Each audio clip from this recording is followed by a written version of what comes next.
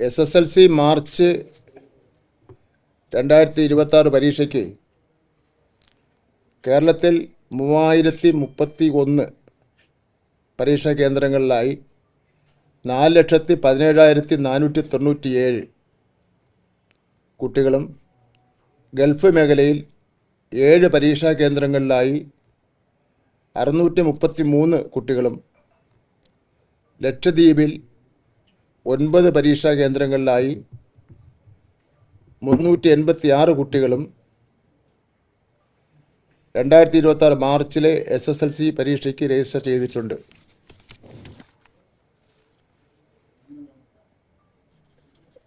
SSLC, vocational higher secondary പരീക്ഷകൾക്ക് ആവശ്യമായ ഉത്തരക്കടലാസുകളുടെ വിതരണം 41 ജില്ലാ വിദ്യാഭ്യാസ ഓഫീസുകളിലും സ്കൂളുകളിലും പൂർത്തീകരിച്ചിട്ടുണ്ട്. ചോദ്യപേപ്പർ 41 ജില്ലാ വിദ്യാഭ്യാസ ഓഫീസുകളിലും എത്തിയിട്ടുണ്ട്.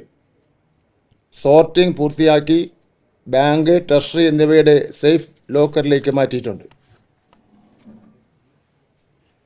SSLC പരീക്ഷയ്ക്ക് ആവശ്യമായ chief superintendent, deputy chief superintendent എന്നിവരുടെ നിയമനം പൂർത്തീകരിച്ചിട്ടുണ്ട്. SSLC പരീക്ഷയുടെ ഇൻവിജിലേഷൻ ജോലി നിർവഹിക്കുന്നത് സംസ്ഥാനത്ത് 26,000-ഓളം അധ്യാപകരാണ്.